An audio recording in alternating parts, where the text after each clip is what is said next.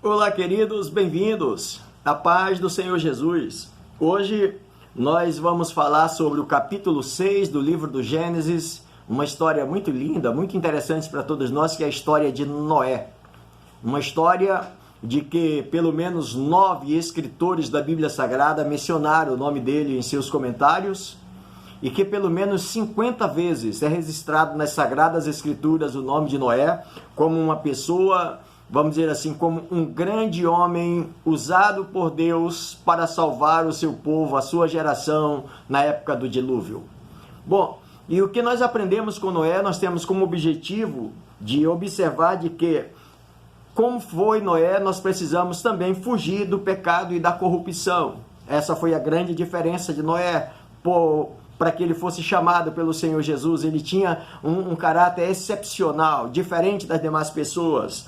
Também aprendemos com Noé de que todo o pecado ele tem a sua consequência e de que é possível, mesmo no meio de uma geração perversa e corrompida, a gente poder andar com Deus.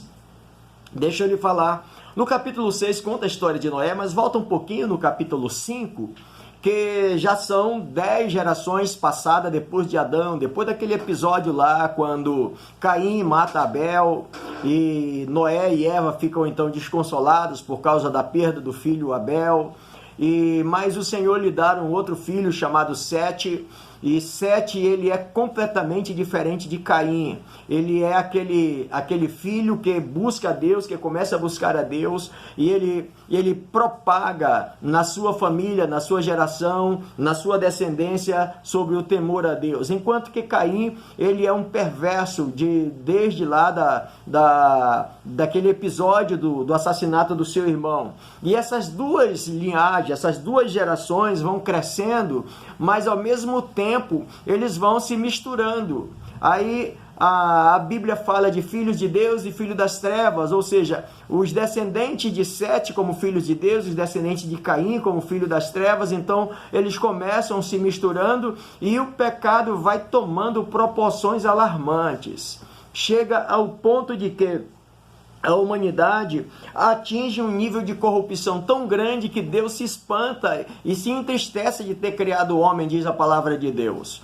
O pecado era tão grande porque se tornou uma secularização, uma crueldade, violência e indiferença, e ninguém mais se ligava para Deus. Mas no meio de todo esse episódio, existe esse homem chamado Noé, que o seu caráter é um caráter diferente, o seu testemunho, a sua postura, a sua ética. Então Deus resolve chamar Noé, dizendo: Noé, eu resolvi punir todos os pecadores por causa dos seus pecados, por causa da sua indiferença, e você então será o homem que vai me ajudar num grande projeto para me salvar essa humanidade. Eu vou mandar uma chuva, um dilúvio para matar todos esses homens, exceto aqueles que obedecerem a palavra que você vai pregar e que entrarem na arca junto com você, a arca que você vai construir.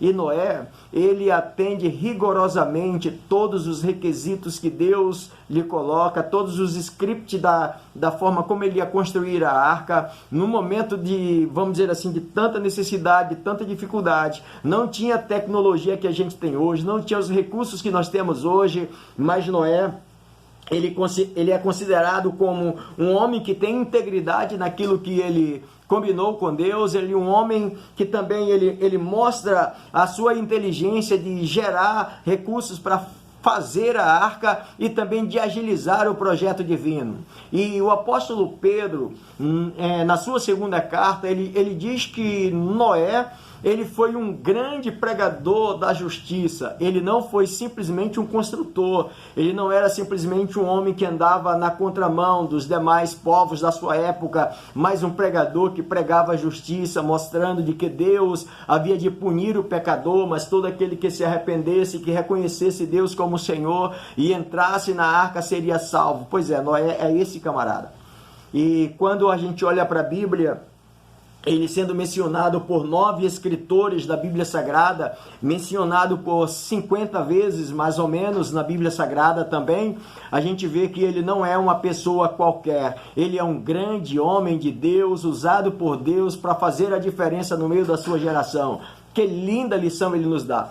O próprio Senhor Jesus usa o nome de Noé também para nos dar um alerta. Qual é o alerta que Jesus dá quando ele usa o nome de Noé? Ele diz que assim como nos dias de Noé, Mateus relatou isso, assim como nos dias de Noé, que as pessoas comiam, bebiam, casavam-se e davam-se em casamento, viviam suas vidas normais, não atentaram para a palavra de Deus até o dia que Noé entrou na arca. E então eles perceberam que a mensagem que Noé pregava era real, era verdadeira, mas infelizmente não tiveram mais oportunidade. Diante de todos os pecados que eles tinham, da crueldade, da violência e da indiferença, eles ainda somaram mais um, que era o pecado do desprezo à palavra de Deus. E por isso eles pagaram, porque quando viram que as portas se fecharam, eles não tiveram mais oportunidade de recorrer, e somente Noé com a sua família foi salvo na arca pelo poder da palavra de Deus e obediência à palavra de Deus.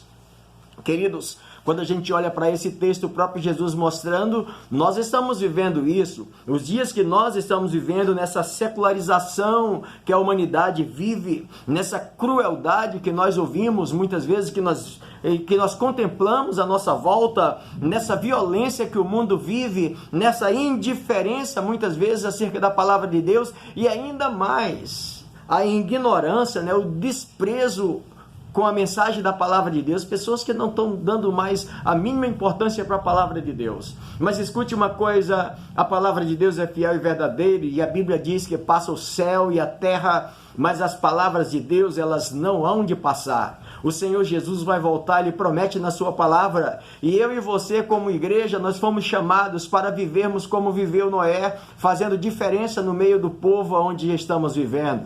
Mesmo que o povo está enterrado, mergulhado no pecado, é possível determinar em nosso coração de que nós vamos viver diferente, obedecendo a palavra do Senhor.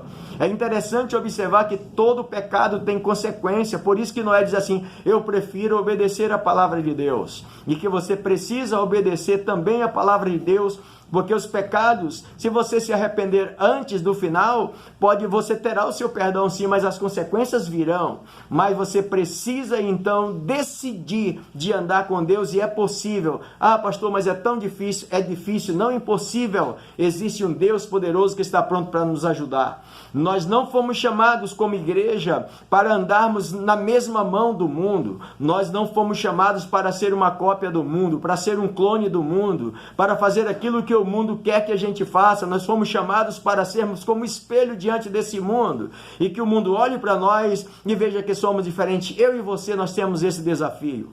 Eu finalizo então essa palavra acerca do livro de Noé. Eu falei para você que o tempo é pequeno e realmente o é. Mas olhe, leia o Gênesis capítulo 6. E eu termino com uma palavra do apóstolo Paulo na sua carta aos Romanos, no capítulo 12, no verso 2. E não vos conformeis com este mundo, mas transformai-vos pela renovação do vosso entendimento, para que possais experimentar qual seja a boa, perfeita e agradável vontade de Deus. Deus te abençoe. Até o próximo, se o Senhor Deus assim nos permitir. Até lá, se Deus quiser.